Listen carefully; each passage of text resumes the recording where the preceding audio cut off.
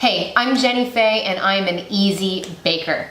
Today we're going to be making vanilla cupcakes, and I looked for a long time to find a good vanilla cupcake recipe, and this is the one that my friends and family all seem to like, so this is the one that I roll with. We're going to start out with 1 cup of softened butter. Then to that, we're going to add a cup of sugar. Now we are gonna put these in the mixer. We're gonna beat them on a medium speed until they're nice and fluffy. So that means we're gonna have the mixer go for about 3 to 5 minutes to make that happen.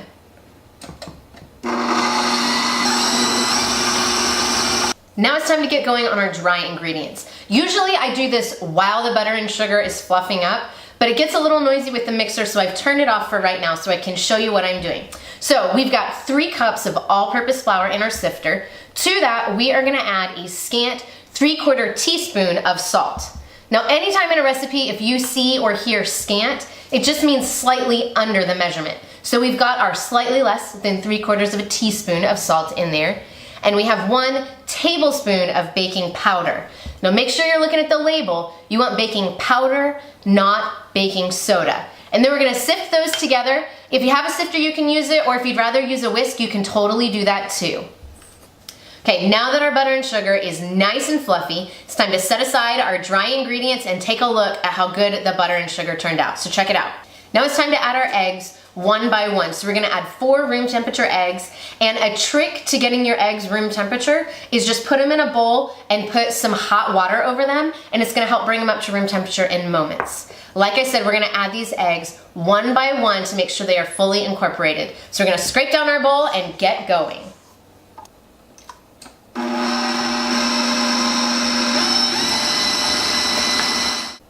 All right, so we've incorporated all 4 of our eggs one by one, scraping the bowl in between, making sure that as it mixed together, it stayed nice and fluffy, because the fluffiness of this mixture is what helps our cupcakes be nice and fluffy. So check it out. Now we're gonna add our vanilla. We're gonna add 2 teaspoons of vanilla. The thing about vanilla is, I know imitation vanilla is cheaper. Buy the real deal. To get the real flavor, you're gonna end up using twice as much as the imitation, so you might as well use the real deal. We're gonna put that in and we're gonna mix it up on a medium speed again, because remember, we need this mixture to stay nice and fluffy. Now it's time for our dry ingredients, but we don't just wanna dump them all in there. We need to help it out a little bit with some milk. So I've got 1 1/3 cups of cold milk here. And I live in a dry climate, so I actually put in a little bit extra milk just to make sure my cupcakes come out nice and moist. What we're gonna do is we are gonna alternate our milk and our dry ingredients while mixing on the lowest speed.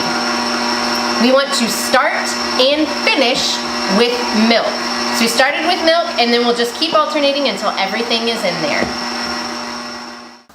Okay. So our batter is looking amazing, and it is time to fill our cupcakes. So with your muffin pans, just make sure that you've got your papers in them, and I like to fill them a good 3/4 of the way full, so almost all the way up. I find this works best for my vanilla cupcakes.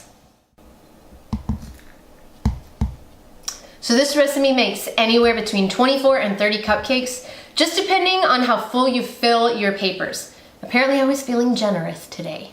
So we are gonna put these in the oven at 350 for 16 to 20 minutes, and really that just depends on your oven's temperature. You probably wanna check them after 16 minutes.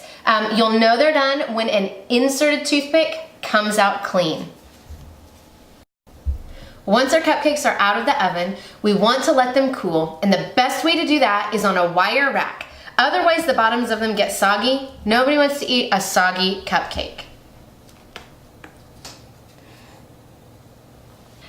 And there you have it, homemade vanilla cupcakes. Check out the link below if you want to find the recipe for these. You can also check out the links for other Easy Baker videos if you want to find out how you can freeze these so you can always have them on hand. Or links to videos that will show you great frostings to go on them or cool ways to frost your cupcakes. And be sure to subscribe to my channel so you can always see the latest Easy Baker videos. Well, thanks for watching. See you next time.